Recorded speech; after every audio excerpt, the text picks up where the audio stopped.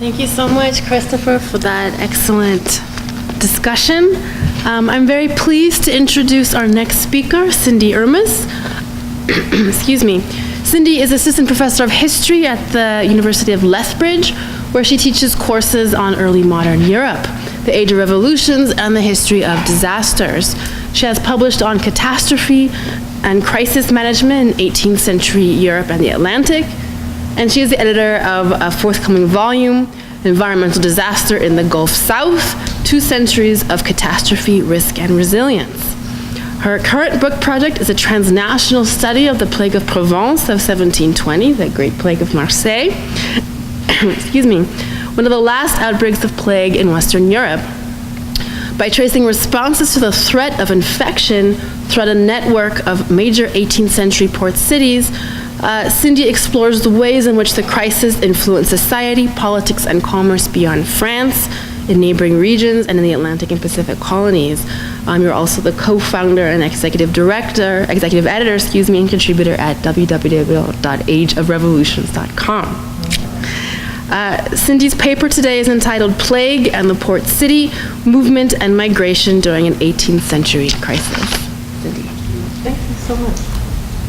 And thank you for including the plug for Age of Revolution. All right. Chris, may I move this right to the table? Yes, is that okay? Yeah, I can. Awesome. Thanks. Cool. So thank you. Thank you so much for the lovely introduction, Chris, for organizing this terrific panel, Martha for commenting. I should mention, in fact, that Chris has contributed one of the chapters to that volume on disasters in the Gulf South, so I'm excited about seeing it in print here soon. So, disasters and dislocation, the subject of our session here, go hand in hand. Major crises, including so-called natural disasters, but also man-made disasters, war and revolution, for example, they can unleash movements and migrations at every step of their unfolding. Consider Hurricane Katrina. This great storm set in motion one of the largest American diasporas of recent times, initially reducing the population of New Orleans by more than half. 17 years later, the Crescent City's population is still only about 80% of what it was before Katrina. It's also worth noting that while we have yet to obtain reliable numbers, we should mention the hurricanes of the catastrophic 2017 season here. Harvey, Irma, Maria continues to unfold, and surely these events have, these extreme events have altered the population numbers across the Gulf South and the Caribbean Basin. More so than merely causing an exodus, however, historically, a disaster could even lead to the full relocation of an entire town. This, in fact, was among the first, often I should say, among the first options that officials would consider in the wake of major catastrophes. Guatemala City is a really good example because it was moved 3 times, interestingly. The first site had been attacked by natives, the second was devastated by a mudslide, the third was struck by 3 earthquakes in the 18th century, at which point, finally, the present-day location was chosen. So the relationship between disaster and migration is pretty clear. But I would argue that the relationship between migration and the disaster of disease in particular, epidemics, is perhaps much closer still. Not only do epidemics cause the movement of people who would traditionally flee to the countrysides, as we'll see, for example, but consider too the role of migration in the very creation of epidemics and pandemics, which often result from the movement of people, animals, and products. Historically, an infectious agent could spread through trade or warfare, for example, and often enter through port cities, and few other crises, if any, though causing the movement of humans, are directly caused by their movement.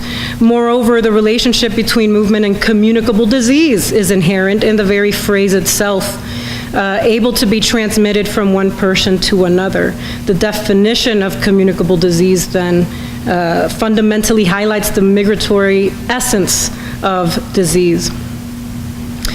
In line then with the conference theme on diasporas, displacements, migrations, I'd like to use this as an opportunity to just kind of further explore these concepts of movements and networks within the context, though, of disaster studies. I'd also like to consider the restriction of movement in times of crisis, and to do so, I'll be looking at the Great Plague of Marseille, or the Plague of Provence, which lasted from 1720 to 1722. I'll look first at some of the ways the plague crisis caused or restricted the movement of people, and then I'll discuss some examples of how this French epidemic set off the movement or spread of information or ideas in Europe and well beyond. Taking place in the Age of Enlightenment, regarded, of course, as an era of mobility, cosmopolitanism, intellectual dynamism, this outbreak of bubonic plague allows us to trace a vast network of movement and communication across the globe. It remains for us today in the form of correspondence, newspapers, petitions, journals, sermons, government documents, of course, and so on, all exchanging information about the outbreak and all containing letters and documents from other port cities. It is this network, traceable in historical archives across Europe, that in fact led me from one port city to another as I conducted research for my manuscript on this subject, the 1720 plague in transnational perspective. It turns out that the plague in southeastern France was a dominant topic in much of Europe and the colonies. Its mention was, I should say, ubiquitous in the contemporary record. In the end, all of Europe, the Mediterranean, and the colonies in the Americas and Asia experienced social, economic, and diplomatic effects from this outbreak, despite the fact that it never spread beyond southeastern France. And I'd like to stress that point because it stayed within Provence and some neighboring towns. And yet it has this much larger, these waves of ramifications.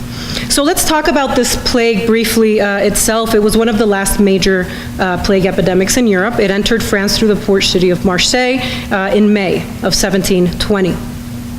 As the story goes, the infection arrived on a ship called the Grand Saint-Antoine that had spent a year in the Levant gathering goods for a major trade fair that took place annually in France, in the south of France. While I should mention this narrative has recently been complicated by a new genetic study, which proposes the possibility that the 1720 outbreak actually had its origins within Europe itself. Nevertheless, for our purposes, all of the archival documents across Europe, in fact, pertaining to its origins agree that there were infected cadavers on this ship, and that is, in fact, what caused the outbreak. There's little doubt, nevertheless, that over the next 2 years, the epidemic took as many as 126,000 lives in the French provinces of Provence, Languedoc, Auvergne, Le Comtat, and the Dauphiné, modern-day Rhône-Alpes.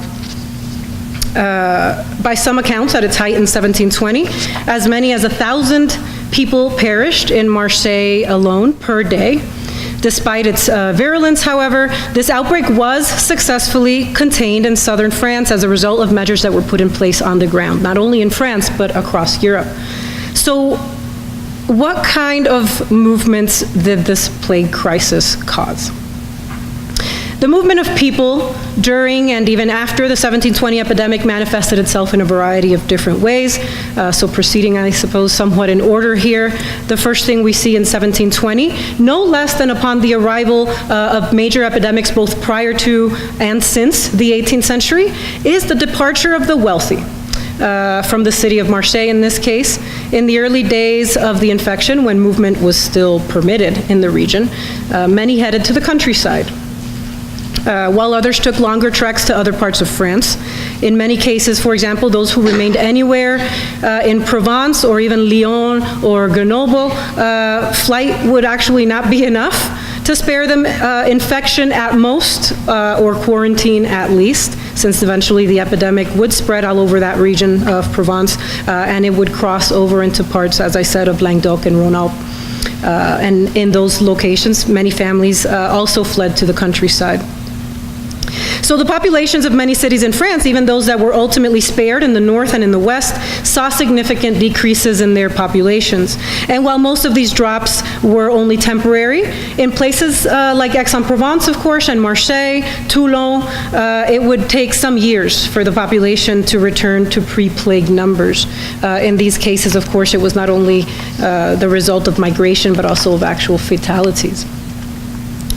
Once quarantines and sanitary lines start being issued in July of 1720, however, almost all movement ceased. And it was carefully regulated from this point forward and monitored, but this was a full 4 months after the outbreak began, because municipal officials, échevins, and members, I should say, of the Bureau de la Santé in Marseille, they feared the effects that a plague epidemic could have on the commerce of the city. It was a principal port city. It has this monopoly with trade in the Levant. So initially, they adopt this policy of denial, one that even involved the paying off of doctors from Montpellier who agreed to declare the outbreak a mere contagious fever. As late as July, in fact, the city's officials were sending letters to the regent in Paris, as well as to health officials in ports all over Europe, stating that local authorities had managed to contain the fever, but this would ultimately prove futile. Despite the artifice of the officials in Marseille and their persistence in hiding the evil, the Parlement of Aix, soon forced to dissolve, interestingly, because of the outbreak, finally recognized that Marseille was undeniably infected with plague, and on July 31st, they issued an arrêté to suspend all commerce between Marseille and the rest of Provence under pain of death. This order served to inform all areas of Provence about the infection and was recalled a few years later, interestingly, in a letter from the Parlement to Versailles, when they wrote, quote, "How many citizens that single arrêté saved Provence? How many subjects were conserved for your majesty?" End quote. A little later, on September 14th, another arrêté followed, this time from the Conseil d'État in Versailles, the State Council of the King, that further cemented a blockade between Provence and the rest of France. And this is when freedom of movement in the region essentially comes to a complete stop. At this point, movement out of Provence beyond the natural boundaries of the rivers Rhône, Verdon, and Durance was severely restricted through the use of strict quarantines and military cordons. This cordon sanitaire, or plague barrier, involved not only city bourgeois militias and provincial levies, but also a quarter of the regular army. Claude Leblanc, this was the Minister of War during much of the Regency, he directed 6 line battalions and militia to Provence to prevent the plague from traveling north in France. These quarantine lines would eventually result in the plague wall that we can still see parts of, remaining parts in parts of the region today. Movement, as I mentioned, was restricted on pain of death, so soldiers were instructed to shoot violators immediately, and we do have evidence that this took place frequently, frequently enough for the following comment, at least. In one of many letters, English diplomat Sir Robert Sutton reported to Secretary James Craggs, quote, "The plague has reached Aubagne, Marignan, and other villages, but 'tis assured it has not got beyond the lines, the guards shooting all those who offer to pass them." In the end, individuals who wish to move about would need to obtain certificats de santé. Also, from this point forward, in part as a result of Marseille's failure to properly manage the outbreak in those earliest days, the administration in Paris would step in to deploy military commanders. They intensified surveillance and police presence in the infected areas. They placed agents on the ground from the capital, and bestowed them with absolute sovereignty to help manage the plague. They created new health bureau in Provence that operated under a new Conseil de la Santé. Essentially, crisis management now is founded on an increased dialogue between the Palais Royal in Paris, where the regent now lived, and local officials in Provence, and their efforts were interestingly deemed a success for many decades thereafter in a variety of future plague tracts and texts on commerce that would be published into the 19th century. Interestingly, responses to the threat of infection and movements like this did not only take place in France, but across Europe and the colonies, as I hinted before, as neighboring states issued restrictions to prevent the spread of plague into their own realms. Even before it was confirmed to be bubonic plague, news of the outbreak quickly spread across Europe to cities such as London, Genoa, Venice, Cadiz, Barcelona, Lisbon, and from there to colonial cities like Havana and Manila in the Philippines. All of these port cities and many more across the globe were instructed to mobilize against the threat of plague in France. For European colonial cities alike, this meant, of course, quarantines, but also controversial vessel searches, the use of health certificates, the prohibition of any French ships entering into port, in many cases, even if they had not stopped anywhere in Provence. But in some cities, most notably in Spain and in parts of Italy, protection against infection in 1720 also meant curfews, restricted movement through the use, again, of quarantine lines or certificates of health, mandatory participation in religious processions, punishable by incarceration, banishment, or death, the suspension of festivals or other celebrations, the closure of brothels, so on and so forth. All of this, again, despite the fact that the plague never left France. And in the case of Spain, for example, violations of these new policies were mostly informed, again, under pain of death, incarceration, and also the confiscation of goods. We can imagine the kind of commotion that these kinds of regulations caused. A good example is in Valencia, in Spain, for instance, where residents rushed in great numbers to obtain health certificates in case they needed to leave the city. Lines formed, quote, from dawn until very late in the evening. In Murcia, Spain, which essentially quarantined itself from the French plague with new mud walls, even though there was no sign of infection anywhere nearby. There were reports of people initially scaling these newly built walls to escape, attempting to make breaches in them, and the punishments for those were severe. In fact, the kind of accounts that circulated in newspapers and letters at this time, they tell of the chaos that emerged from panic-stricken towns all over Europe, which feared the spread, of course, of infection.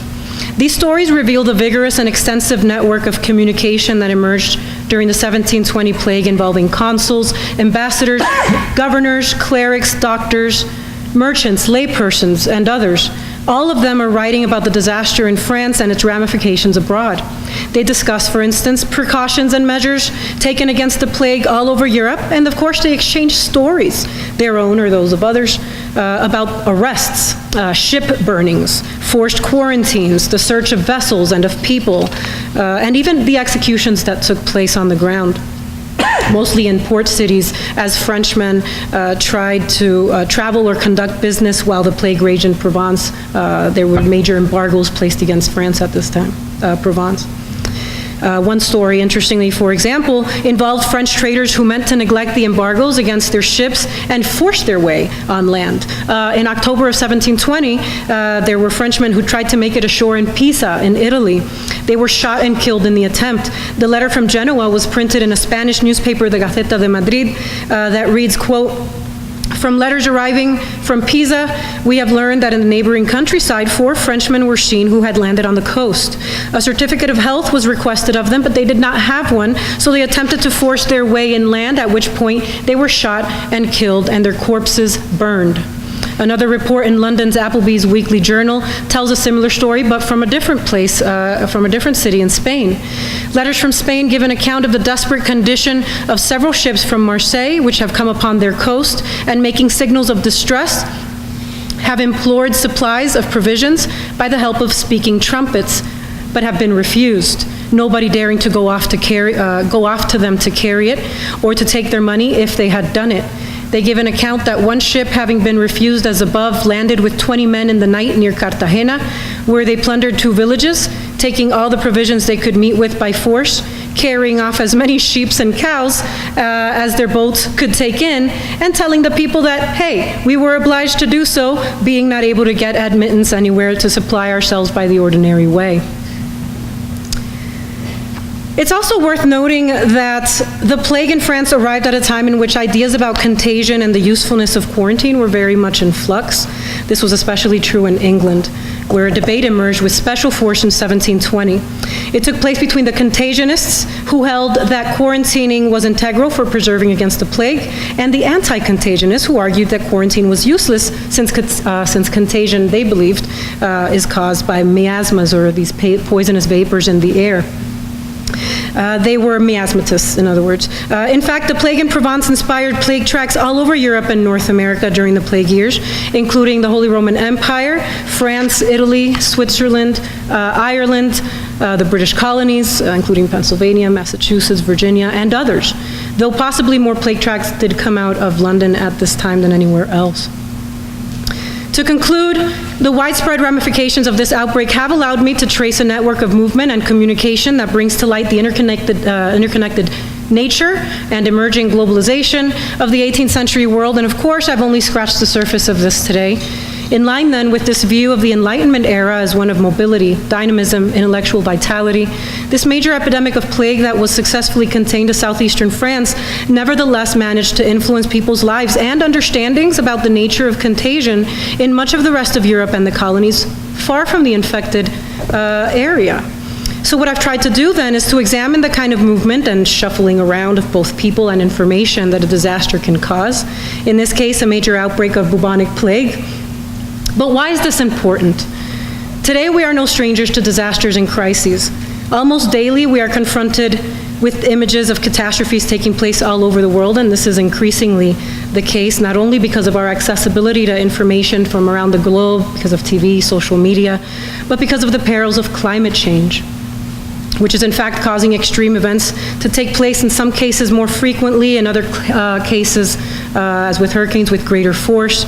So today, more than ever, it's imperative that we look to history for answers, for explanations, for guidance, asking as many questions as we can to better understand what changes catastrophe can bring and how to best manage them.